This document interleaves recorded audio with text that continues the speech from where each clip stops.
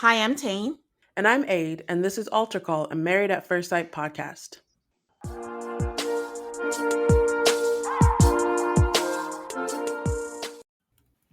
Hey, hey, hey. Hi, everybody. Welcome to another episode of Married at First Sight, Season 17, Episode 14.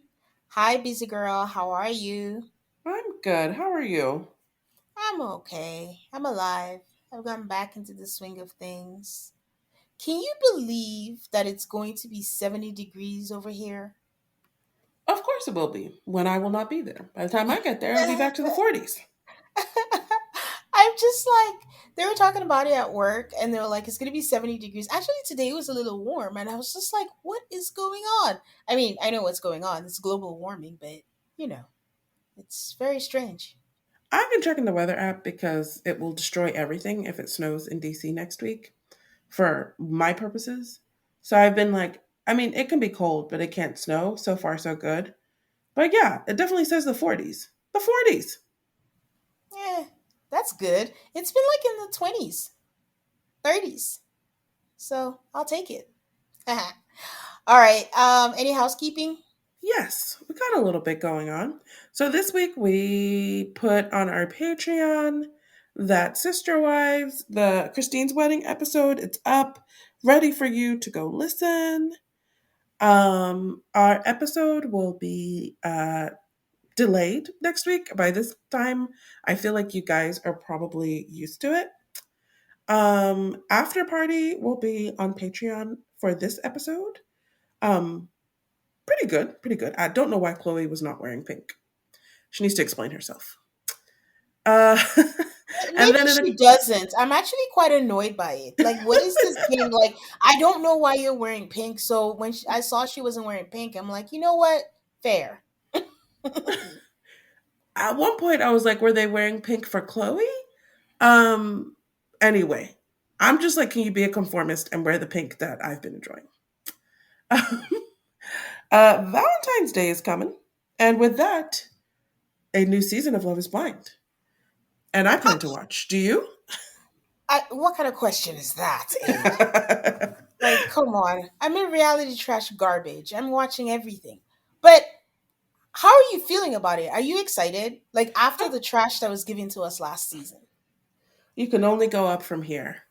I have a very short memory. At the end of the day, I think the Love is Blind concept is perfect, and I'm ready to watch a new season and hope that there are better results. Yeah, I mean, that's a good way to look at it. The concept really is one of the best things. I do have it on my list to watch Love is Blind Sweden. It's just hard to watch subtitles. I can't multitask, so I always have to like dedicate my time to know like I'm just going to watch just that. But yeah, can't get enough of Love is Blind. And at the end of the day, Lydia and Milton are still together. Still shocks me every time. Every single time. We will be covering Love is Blind on Patreon. So watch out for it. It'll be here before you know it, like in a couple weeks. I know. Like time is going by so fast before you know it, it's going to be here. So join our Patreon so you don't miss it. So, Tane, what's going on with the MAFS people out there? Honestly, nothing is still happening over there, but one thing I wanted to bring up. So, we've talked about the whole Olajuwon and Katina thing, and last week we were like, we hope this gives her the closure. So, I'm going through trying to find things that are going on, and I see that Katina is on vacation and I see water and I see sand. And then I shiver a little bit because we all know all the pictures Katina and Olajuwon always share. They're always on vacation together. So I'm like, nah, they're probably not on vacation together. But then I go to Olajuwon's page, and Olajuwon has also posted a beach picture. But I'm like, nah, nah, like surely, this cannot be. So basically, I don't have an update. I just have a speculation that I hope is absolutely, completely wrong, but I don't have faith that I'm completely wrong. Because after this, if she even goes back, what else is there to say? There's nothing to say. I, I, at that point, you just know that they're doing this for I don't know what reason, but you can't be posting and then expect us to believe that you're acting honestly or in good faith. Because there's also the other option we keep talking about. Do your foolishness, but you don't need to post. It's, it's always an option. I don't know why more people don't take it. Well, yeah, that's all I got. And hopefully, more activity will happen and I will give you guys more updates. But until then, this is all I have. We will be right back to talk about this week's episode. This new year, Factor can help you get started on your resolution to stop wasting time in the kitchen. Factor's ready to eat meal delivery takes the stress out of meal planning and sets you up for success. Skip the grocery stores, prep work, and cooking fatigue. Instead, get chef crafted, dietitian approved meals delivered right to your door. With over 35 meals to choose from per week, including options like keto, calorie smart, vegan plus veggie, and more, you'll have a ton of nutritious and flavorful options to kickstart your resolutions. So, if you're ready to stress less over meal times, Factor's no prep, no mess meals frees up time you'd otherwise spend shopping, cooking, and cleanup. Head to factormeals.com/AltocallMass50 and use code AltocallMass50 to get 50% off. That's code AltocallMass50 at factormeals.com slash AltocallMAFS50 to get 50% off. Getting the crew together isn't as easy as it used to be. We get it, life comes at you fast. But trust us, your pals are desperate for a good hang. And when they hear you stock the party with drinks from Drizzly, they'll be banging down your door. Let Drizzly, the go to app for drink delivery, take care of their supplies. All you need is an excuse. It doesn't even have to be a good one. It's your dog's birthday. The loquats are finally ripe. Whatever. With Drizzly, you can compare prices on a massive selection of beer, wine, and spirits and get them delivered straight to your door, which means you can entice the crew to leave their houses without ever leaving yours. Whatever the occasion, download the Drizzly app or go to drizzly.com. That's DRIZLY.com today. Must be 21 and up and it's not available in all locations. And we are back. So, Aid, how did we feel about this Michael and Chloe episode? It was basically them. Oh, yes. At a certain point, I realized everything that was going to happen was just going to be about them and their wedding. Even the Mhm. other couples, it's about their interactions at this wedding. I actually really enjoyed it. I was like, they should do this more often. Um, I actually really enjoyed this episode. I mean, I thought it was okay. I didn't think it was like, oh, great, but it was kind of nice to just have an hour and a half dedicated to a wedding and everything is done, like a one and done. It's not like it was dragged out or anything. So it was, and it's also something we've never seen before. So it was kind of refreshing just to see things in a different way. So diving straight into the episodes, the it starts with Becca and Austin heading off to Philly to see his grandma. So we basically never see them again for the rest of the episode. So they're non-existent here. So Michael is doing a selfie saying that he's optimistic about the wedding. We see Pascal give us a little intro about how a second time is scary. And we also see that everyone is coming, even the divorcees. So this is where the scene that you were talking about, Aid, that we see Lauren and Orion later on. This is it. But honestly, why would they want the divorcees there? I mean, I get it, but okay. I don't want all that bad juju at my wedding. What did you think? I mean, before we see how it played out, when you found out that the divorcees were going to be there, what did you think? I mean, I was excited because once again, we haven't seen this again before. So I was like, oh, good. Lauren and Orion are going to come too, along with everybody else. Mm. So Chloe says that she's feeling every emotion possible, and her biggest hope is that she gets to the end of the aisle and she feels excitement and joy.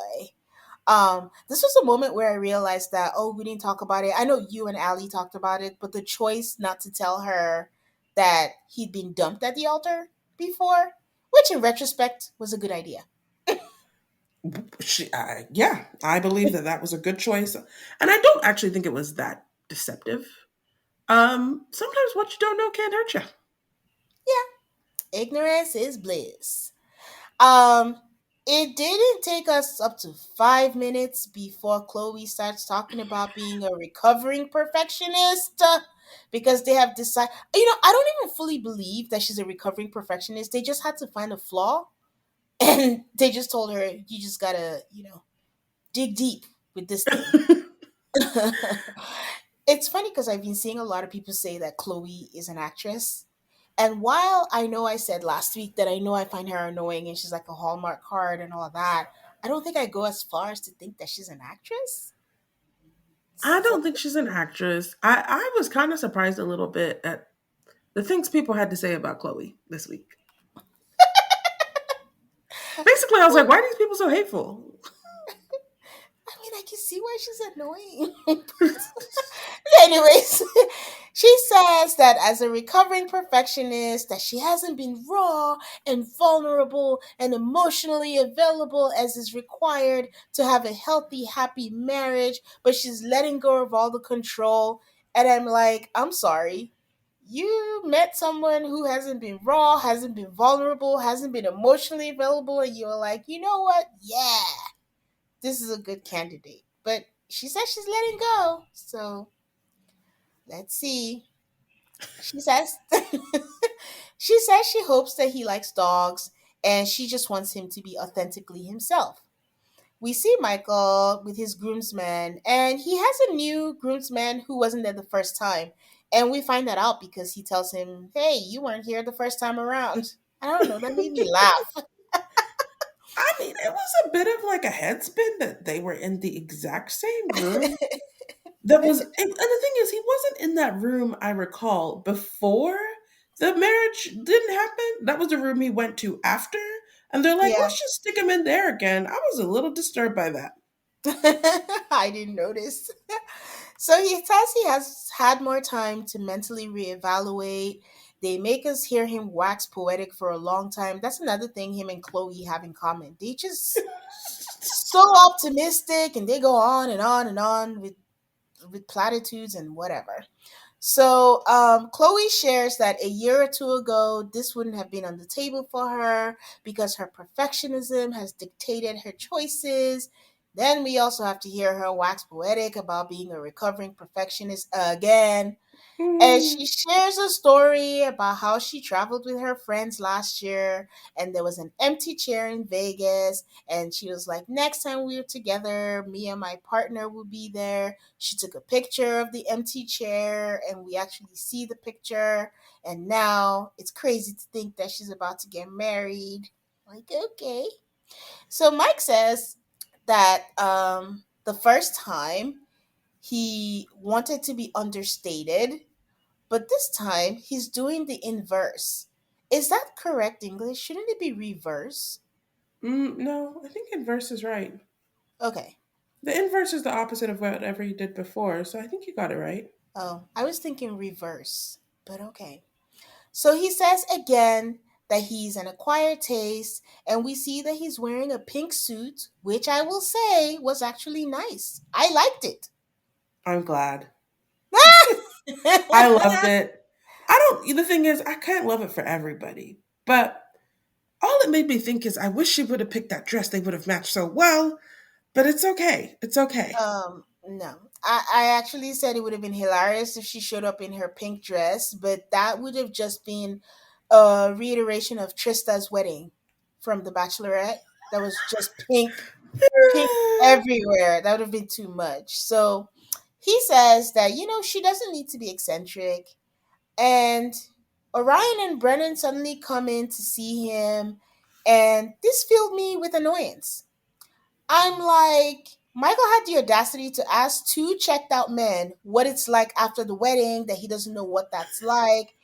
And on top of that, Brennan has the audacity to say, ride the process. Don't try to fight it. And Orion is like, it gets tough, but as long as you're open, the sky's the limit. I was like, get the fuck out of here. You guys are just giving advice that you don't follow. So, that really annoyed me. I literally thought to myself, I just don't think these two are the best candidates. It's very unfortunate that Austin and Becca were not available to attend this wedding when they're the only people who should be having any conversations with the prospective bride and groom at all. I don't. production should have brought out their wallet. Like, what can we do to move your flight? Like, is it an event? Is it a 100th birthday party? If not, move this flight to another weekend. Brennan, Brennan is an equal opportunity sourpuss because he really looked like he didn't want to be there. He was just there, just, yeah, whatever you need from us, we're here for you. Orion says that he's supporting him, but there's sadness in the air and he's nervous to see Lauren again. As you should. Chloe wears her dress and we see that she's wearing pink Converse as her shoes. So I kind of like that too. No heels, no nothing. She want to be comfortable. I loved it. I was like, I think we're supposed to, or maybe it was just me, like kind of have this idea of Chloe as like a prissy, uptight person. And then she does things like wears Converse to her wedding. And I'm like, no, I think you're more chill than I thought you were. She is Pink chill. Remember, Converse. remember she didn't want a wedding and she wanted to elope and she just likes things low key. That's what she said. But I wasn't sure if I believed her. Uh, but when you show up to your wedding in pink Converse, I do truly believe that you might be a low key person. Okay. So we see that Michael sends her a gift. It's in a Tiffany bag. Wait, why are you laughing? Okay, not to skip ahead, but later on she said she's not materialistic. I was like, girl, I saw you with that Tiffany's bag. Uh, and it's a gold diamond necklace. And I'm like, okay, Michael must be making bank because I can't remember the gift that he got. It was a bracelet that he got for the first wife. It wasn't cheap either. I mean, he was able to return it, but still. And we see that she gives him cufflinks, and he's like, "Oh, I have to wear it, whether it matches or not. I have to wear it immediately." And she also does the same. She wears the necklace because she changed. She was wearing like a louder necklace, and it was heavier. And then the one he gave her was like a dainty necklace or whatever, and she changed to that. So I appreciate when couples do that. When they get a gift from their spouse and they immediately put it on them, I appreciate that. So then Chloe starts getting nervous and she's like shaking. And then we see Michael walk in and he's worried about her reaction when she finds out what happened. At this point, I am thinking I did not see any parents or family. Then Chloe's mom walks in and meets her with her friend that we've met before. And then Chloe tells us that her dad is battling health issues. So it means a lot to her that her mom is walking her down the aisle. Then I start thinking about Michael and I'm like, I don't think we got any of that because the season immediately started with Michael being jilted at the altar. And I And I don't think we heard anything about his parents, but we're going to find out later about his dad. But I don't know what the story is with his mom or sister that he spoke about. Mhm. So, not sure what is going on there. As Michael walks in, you can't miss Claire's voice. I heard Claire saying, "Oh, it's a good sign that they are wearing pink," and which is her bridesmaids. Her bridesmaids are wearing pink, so it's a good sign because he's also wearing pink. You could tell Michael was nervous because he was going on and on about his hair and all that kind of stuff. I also didn't understand why they made the divorced or contentious couples sit on her side since they're Michael's friends. So I don't know what the thought process was for that. So Chloe comes in, they both smile, and he immediately tells her she looks beautiful. You know how we always say, no matter what you're feeling, thinking, anything, as soon as you meet your wife, you give her a compliment. He does that, and they do all the intros, and they say Chloe's adventurous, she's witty, she's compassionate and caring, she has a passion for her dogs, and I think her maid of honor was like, she has the brain, beauty, and boobies. And I think Michael is like, I'm trying not to stare. Um, they show a little bit of the couples, and honestly, to me, Lauren looked like she didn't want to be there. Yes, yes.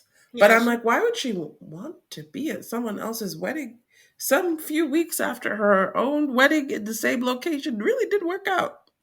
facts. Like, I don't, I still think it's cruel and unusual punishments to tell these people they have to be there. Um, they read Michael's intros. Like, Michael grew up in LA, and that's how he found his sense of fashion. And it may be a struggle to find room for her clothes, but he's a massive animal lover, which is something else they share in common. They read their vows to each other, and she says, looking in his eyes, he feels like home, and she is sure that he is her person. I'm like, this is nice, but you just met. I don't I don't know. It just didn't feel like I, I, someone you just met. I just was caught up in all of it. I was like, they're actually getting married. They're holding hands. This man says something about his soft hands. I just thought that they were so cute, and I was swept up in all of it. That's how they get us. Everyone's wedding was cute. Emily and Orion, Orion and Lauren were great. And we were all like, "Oh yeah." And look what happened. Eh. I I think there's when they were well. First off, she showed up. So as far as Michael's concerned, he's made more progress. And she stayed. So she didn't run out the door. So he's in better shape than he was before.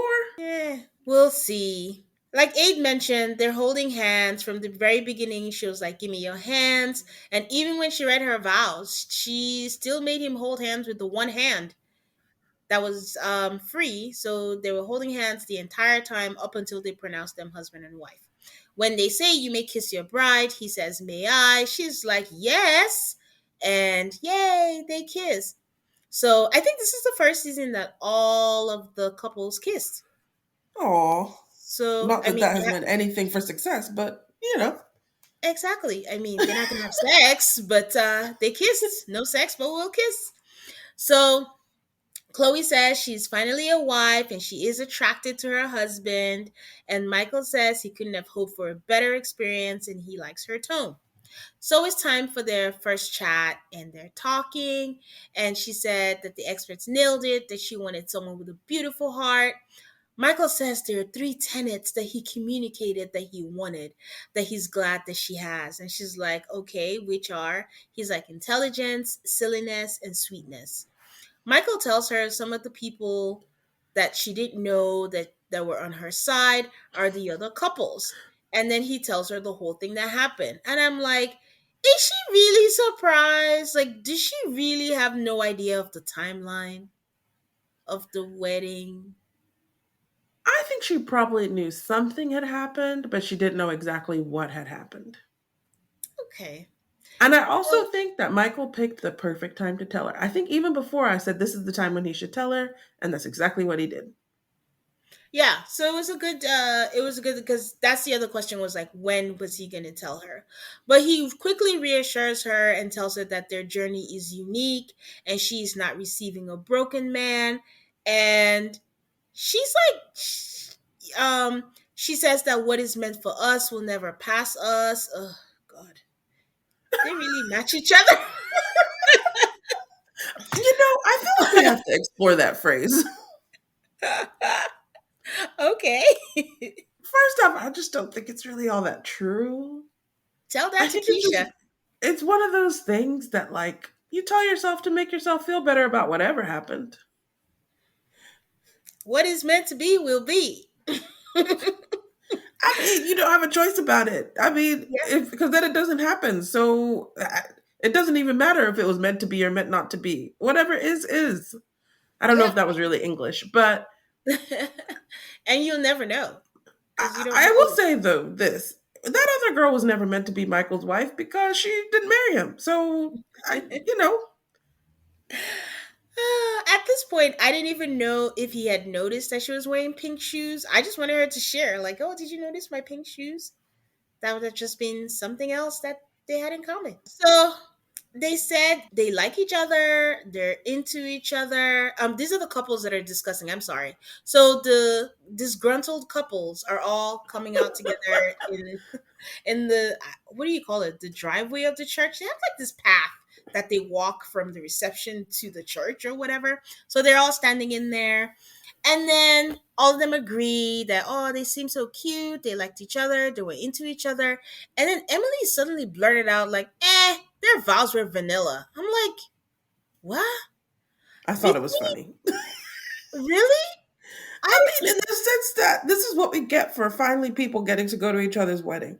I mean, she didn't say her dress was ugly. She just said she didn't love the vows. I thought sometimes I find Emily pretty amusing. I just, was it something you had to say? Because okay, so between the whole thing that happened at after party and all that, Emily has been getting my side eye because I'm remembering how I felt about her in the beginning when they first started, and it's like shades of that are kind of like there's like a shade of immaturity that she possesses. Like I don't know, maybe it's not terrible. It's just like, but did you have to say that though? Like to what end? I don't know. It was She pretty didn't much say it just, in front of him, it doesn't matter. It was just a just, miss. in front of cameras on national television. In the middle of everyone saying, "Oh, they were so nice," it was Susie. It was almost like, "Nah, I need to throw a wrench in this." It was vanilla. Okay. Everyone's talking except one person, Brennan. I'm like, "Hello, Brennan, are you there?" So Chloe and Michael come out to meet them, and he introduces them. They welcome her. They say, "Welcome to the group." I'm like, "What group? Y'all are done. There's only like one and a half couples left." They start introducing themselves, and Claire says, "Oh, my husband is not here today, but you'll get to meet him." I said, "Huh?" I mean, look, this is where I'm going to give our old couples credit. Now, why Oh, you would, throw in 2.5 broken couples into these people's wedding today, not just to be there, but to also participate and talk to them. I'm glad that they made a pact like, we're not going to tell them all of our business. We're not going to tell them how bad things are going. We're just going to be like, yeah, my husband's not here today. okay. Chloe says she feels like she found her match when she saw the pink. So after meeting the group and all that kind of stuff, they go back in to take pictures, and she introduces him to her mom. And I get what they were trying to do, but I didn't like that they made them talk with the other couples during their first chat. I just felt like it was their time. Hmm. Maybe it wasn't a big deal. Like maybe after the reception, something, but you know how every couple gets first chat, first whatever, but they had to stop that to go talk to the other couples, and it just let them have their moment. Every other couple had their own moment, you know? That's just how I felt. I I thought it made for good television for them to meet the other couples right after they got married. don't know.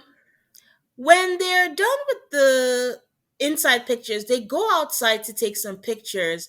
And maybe it's just me, but Chloe's eyes looked like she was tipsy. She had a couple glasses of champagne, didn't she? She'd been drinking from the get go. And I also don't know why they didn't touch up her makeup. Like she needed more lip touch up. Like it faded and all that. And she was about to take pictures. So I was like, oh, why didn't they touch up? She asked about his tattoos, and this is where we learned that his dad died when he was 14, and he has two other tattoos that represent his mom and his sister. And she's like, I like your commitment level. And Chloe is like, she feels very comfortable with him. Their pictures were adorable. They looked like they were having fun taking them. They looked very natural for people who just met that day. Mm-hmm. I mean, up until, for this will last the whole episode, they just really seemed into each other.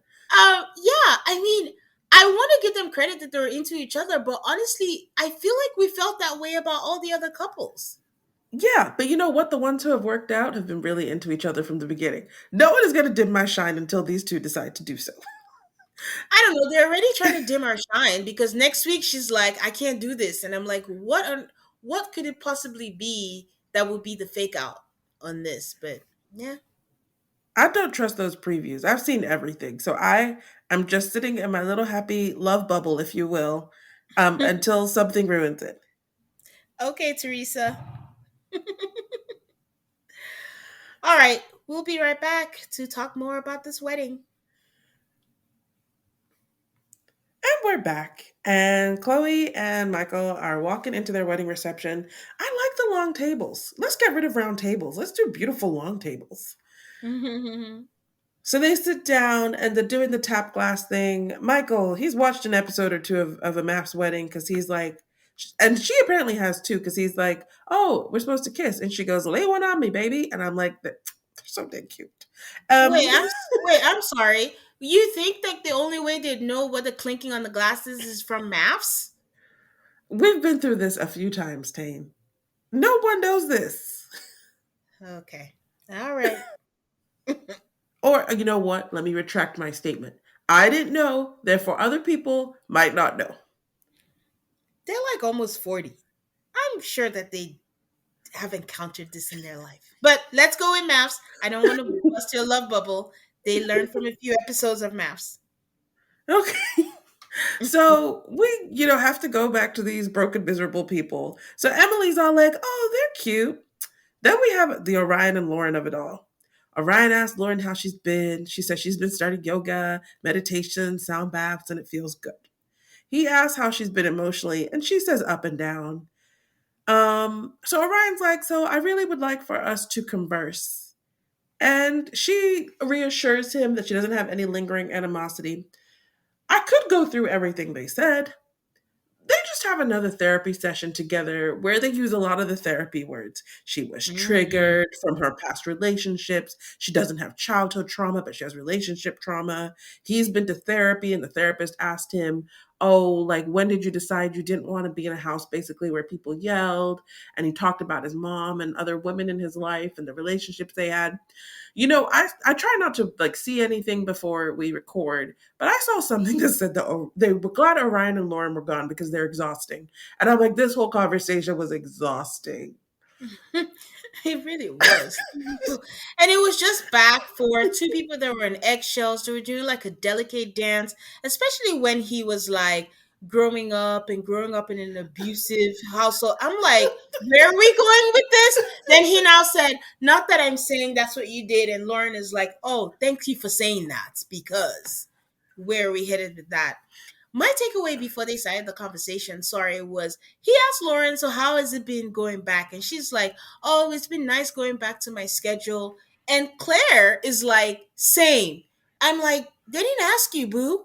Like, why are you in the conversation? Then I I think she missed that realized, completely. oh, yeah, she's like, same. And then Lauren, Orion is like, yeah. Then he started asking her more questions. Then I think she realized, oh. Then she turned around and, and was like, yeah, I don't think I should be part of this. I'm like, you don't care about what you're doing. He's talking to Lauren. And also, she was drinking an iced coffee at a wedding. It's a long day. It's a long shooting day. At the end of this very exhausting conversation, he asked for a hug and they hug. And I didn't care even a little bit. I thank God that those two are not together anymore. Can you imagine a whole lifetime of those types of conversations? Oh, I Nope. don't pray that for anybody. Nope. They were not meant to be together. So we Now, see some. Oh, go ahead. sorry, I know we always talk about like if we had to do a redo or whatever. And honestly, since Michael has done it a second time, if we had to do a redo, I think I would have Lauren on my roster of people that should do a second chance. Married at first sight. Hmm. I feel like well, okay. I don't have any feelings about a redo because I know they'll probably never do it. Or maybe they will, considering the success of somewhat the success in that they really revitalized the season by having this episode. Maybe that'll inspire them to do more redos. It's all hypothetical. I don't think they're actually gonna do it. I'm just like, if they ever did on my hypothetical list, I think Lauren would be a good candidate. Okay. So we see like a little bit of wedding festivities for reasons I can't. Someone has roller skates. Oh, I'm really? just like, and they showed the person with roller skates multiple times, and I'm like, first off, who brings roller skates to a wedding? Secondly, does the venue have insurance for someone to be on roller skates on the dance floor? These are questions. But then we see that Chloe's gonna sit down with the girls. I am worried. I am scared. I am like, oh Lord, oh Lord. They talk about how she's glad that she wore Converse. Then we see it's a back and forth because Michael is also hanging out with Brennan and Orion. And Brennan says to Michael, "Man, I miss you. I didn't know they were that great of friends." Um, the way he said it was like, "Man, I really miss you." They ask if the whole marriage one thing weighs on him. He's like, I'm good. The girls ask Chloe, like, in hearing what happened for the first time, like, why she said the only thing she's concerned about is like why the experts didn't see her as a match, like for the first round. And Emily's like, no, y'all are a good match. I would never think of it of being overlooked. See, Emily's shit talking vows, but she's not bad. Um, Claire talks about how Michael and he's so committed that he wanted to do it again, and that Chloe has such good energy. I hate to say this, but Claire has been. Claire has a way of centering herself when it's not about her that kind of drives me crazy. I cannot disagree. It's a bit of an unfair accusation in this context, but somehow when Claire seems to be talking about other people, it still seems to be all about Claire. Hmm. Chloe says that she asked for a good man, and Lauren says you've got one. I'm like, you met this dude 5 weeks ago. What do you mean? How do you know? I think they hung out like off camera and all that stuff because he did hang out. He was there before they went to their honeymoon. They were there in Okay, between, I guess. They kept meeting up. I don't know. fair enough.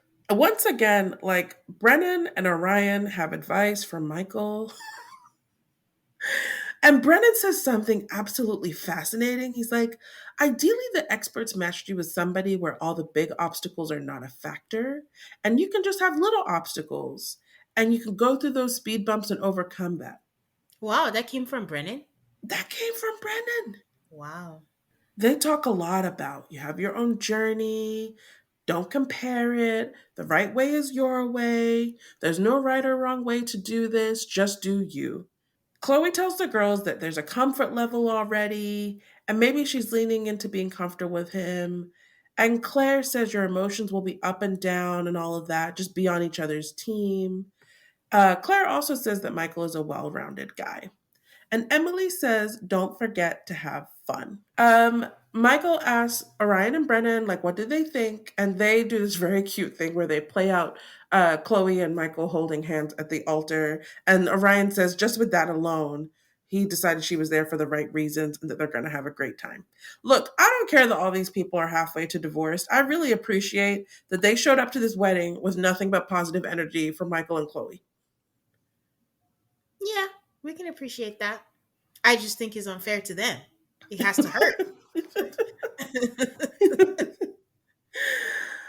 Okay. All right, guys, we'll be right back. So they cut the cake. He like rubs cake on her arm. He licks it off. She rubs cake on his face. They just look, they do look very comfortable together. Hmm. They kiss a lot. Claire, later on, it's dance time, it's party time. She's telling us that just seeing Michael and Chloe, it brings her to a space of reflection. It's strange to be here without Cameron and being here with what the experts wanted for her. But she then goes to the side, calls Cameron, and leaves him a message and tells him to call her when she can. And she talks about how she and Cameron have a beautiful friendship. But then she goes back and says that she hasn't talked to him all day to Lauren. I don't know what friendship these people have. And Lauren's like, oh, he's probably just sleeping and resting. We don't know how long it's been since he had his surgery, but not a lot of time, clearly. I just don't understand this obsession to be in Cameron's life. It's I true. just, this man is not checking for you. That's why you haven't heard from him. That's why he Leave sent you the him voicemail. alone. Yeah, leave him alone. She's like, I just miss you. You sent him away. I don't even know what I. There's nothing more I can add to what Tane said. Claire and Orion, I'm sorry, Claire and Lauren and Emily have a conversation. They reminisce about, their wedding days, but they also talk about their present circumstances. And Emily says that she and Brennan are working on having fun. So it's good they're at this wedding so they can have fun. We'll find out more about that later. Michael has like a one on one with Carla, who is Chloe's mom, and Cesar, and a bridesmaid, Amanda, and another bridesmaid whose name I didn't catch. Cesar asks Michael if he feels married. And he says yes. He thinks he could light up a room pretty well. I'm like, sorry guys, I've been watching a lot of Dateline. You do not want to light up a room. That's how you become a victim.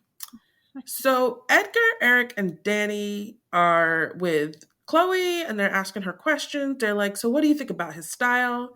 She's like, she loves it. It's what she's been waiting for. You guys, I'm sure this was a surprise to all of us because Michael's style is definitely a take it or leave it. I had no idea which direction Chloe was going in. I'm surprised that Chloe likes Michael's style. Why?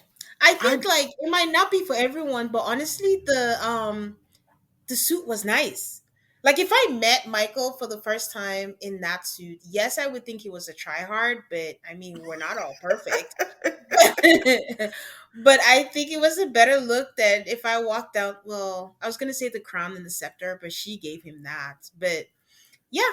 So one friend, I don't know their names yet, but I'm sure I'll learn, asks, so if he came to you and wanted to spend $1,000 on shoes, what would your reaction be? And she's like, well, I'm a minimalist who likes Tiffany's.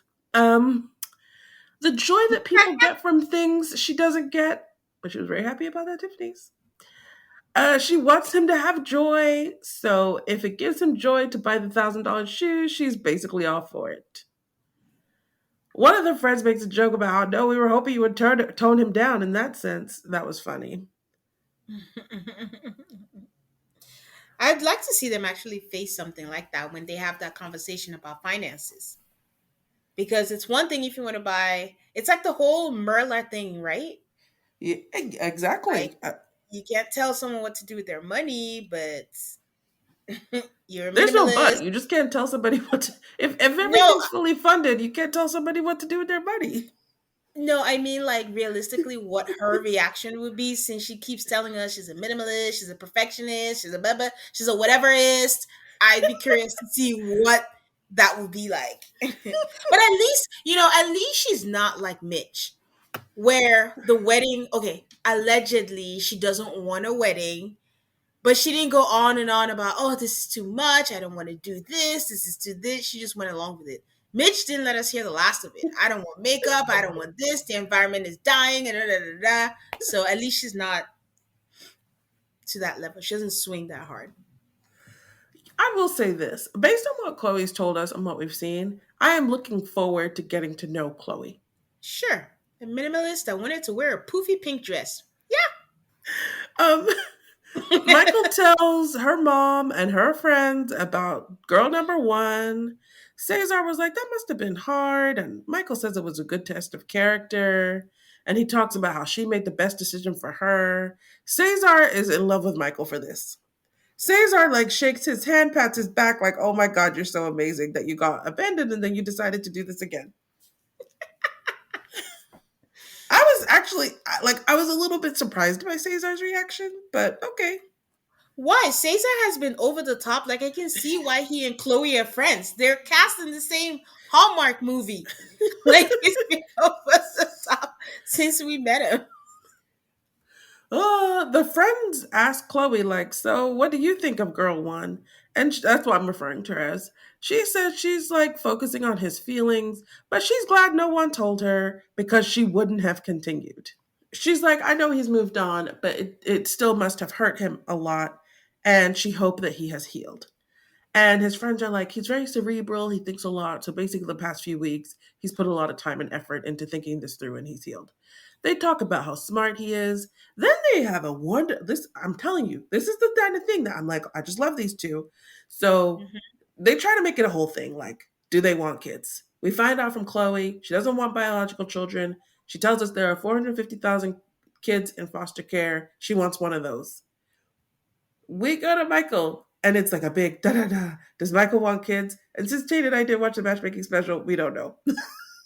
um, and look, Michael doesn't want kids, but I like the way his mind works. He's like, I don't really want kids, but if I marry someone and they want kids, I'll get on board. That is Michael's philosophy. It's not a bad way to live. It's the fact that you made it seem like Michael simply just said, I don't want kids. He doesn't talk like a regular person. I haven't been emotionally drawn to having. I was like, Just say you don't want kids. No, but honestly, it was a good setup because I was like, have the experts struck again? Because this is pretty major. If she does not want kids and he does, where do you go from here? So it was very nice. And he's like, I'll take him anyway. Fostering, adoption, well, I don't care. Her friend is so happy, and I know why. Like, it can be kind of hard to find somebody to think some feels that way. She is crying. She's hugging him. She's like, "Thank God, you're a man who Mhm. seems pretty ambivalent about children, just like my friend." Yeah. Which begs the question, why was she not picked the first time? And I also think this is a no, they're divorced now, so maybe not a great. But Jamie and Elizabeth both lied to the experts and said they wanted kids, and then when they got married, they're like, "We don't actually want kids." And I wonder if these two probably fall in the no kid spectrum. Hmm. Yeah. So, in checking in with the other couples and their reactions to the situation they're in, Emily and Brennan are standing, they're talking. Emily's like, "Isn't it weird being back in our wedding venue?" Brennan Hmm. said it hasn't hit him. They're just supporting their friends. He said, "I used to go to the same wedding venues over and over." And I couldn't understand if that meant he had been to this wedding venue over and over or some other wedding venue over and over. And he says that it hasn't hit that this is our wedding venue. Oh God. How do you miss that? And it's not like they got married 5 years ago. It's like It's been 5 weeks. like he's just uninvested in anything.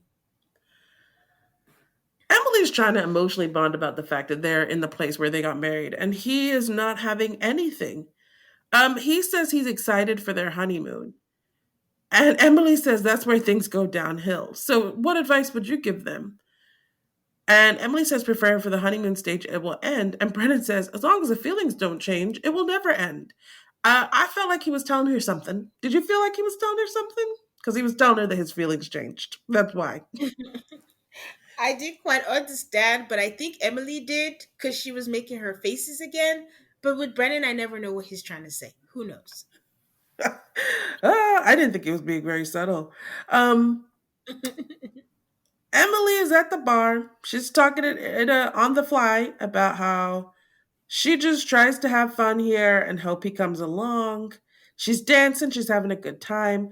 I think we're supposed to be scandalized because she's dancing with somebody else, and then somebody else drops their glass and it breaks. And they kind of shoot it as if Brennan is walking away in frustration because someone else broke a glass while dancing with Emily. I don't think that was true. I think that was some editing nonsense. I agree. We I never agree. saw him say, "I'm mad someone broke a wine glass" while Emily was dancing with them. It didn't even seem to be her fault, but I'm It not wasn't. sure. I think they were trying to make it seem like she was drunk or had too much and all that stuff. But at the end of the day, if you're there with your wife and she asks you to dance, at least give her one dance and go away, but not, no, help yourself. You lead the way, you do what you need to do. It's not nice. And then he'll turn around and say, same, when she says, I'm trying. You're not trying, dude. They show her going to the bar. There was a lot. This whole segment was a lot of trying to show a story that may or may not have been happening. So we had to see a shot of Emily going to the bar and ordering, and then we had to see the glass break, as if and then we had to see Brennan walking away. And I just, like I said, that wasn't. I don't think that was what was really going on. Yeah. So they have their send off with sparklers. Loved it. Photographed and just has a great visual with the sparklers. Michael, in his like wrap up of the wedding interview, he's like he sees a future with her, and he has confidence that with her silly side and that she's intelligent and that she's sweet, they're gonna work out. Chloe says, "Does Cloud 12 exist? Because all the boxes have been ticked." Oh. So they get in the car and they drive away. Then they go to the Thompson Hotel again. And Michael carries her over the threshold, bumps her head a little, dumps her on the bed. She says the room is beautiful. He helps her with her buttons. It's cute. She doesn't look like she wishes he wasn't touching her. um, in their interviews, they just talk about how it feels great being married. She does make a joke about having the eyelashes on her forehead before she goes in to take her makeup off, and then when she decides to come out, she sticks an eyelash to her forehead on purpose, and she's wearing a lot of clothes to go to bed, but Oh, they kiss. no, that's weird. But I couldn't tell if she was wearing something underneath, so that maybe it was just easy access. She could just take it off. I don't know. But yeah, they get under the covers, they cuddle, they kiss, and lights out. I mean, it's looking good for them, but oh, she was also like, I think she was open to if she had sex or not because when he was cuddling her, she's like, "Don't tempt me." And later on after party, she goes in a different direction. But well, I mean, well, I have high hopes for these two because I have nothing else to hope for. Oh, one thing that I didn't mention during the cutting, I was so nervous about the cake. The cake looked like it didn't have enough support, like it was going to topple over. Part of it did fall, like one part of the decor fell off, but oh, I did notice that it was jiggly. Hmm. So, Tane, who has your bouquet this week? Despite all of my yak yakety yak, my bouquet goes to Chloe and Michael. Mostly because that's the only couple that was spotlighted. But no, I give them credit. Like, even if it feels like we get fake outs and the weddings are just, so nice and sweet, and then they give us the real truth later, we have to live in the now. And they gave us like a great wedding. They really were into each other. It's always such a relief, even though I don't know these people, when they're like, I'm attracted to my wife, I'm attracted to my husband. It's like, whoo, okay, now we can go and do it. So they had a great wedding. They had a great first night. And kudos to them. Who has yours? I'm gonna give it to Chloe and Michael, but I'm also, you know what? I'm gonna give it to all the castmates who showed up and were positive, and I think intentionally went in and say we are not gonna say one bad word about our marriages. Bouquets for them for showing up and doing good while still delivering content on the side. Very much appreciated.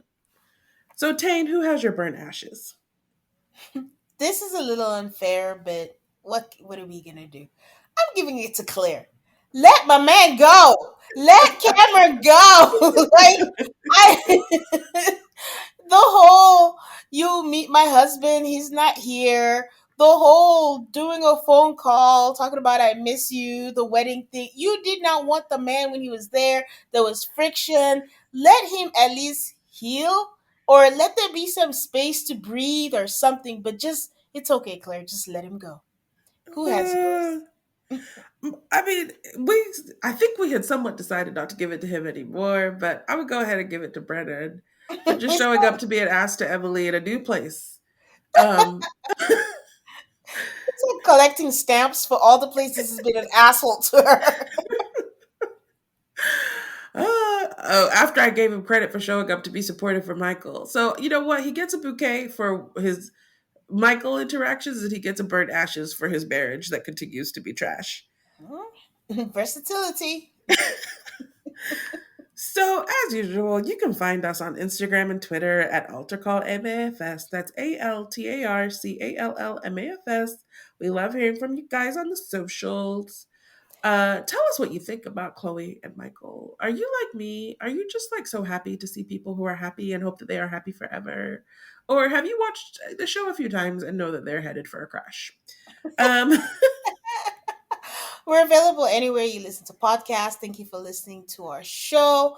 Don't forget to subscribe, and that way you don't miss any episodes when they come out late, when they come out early.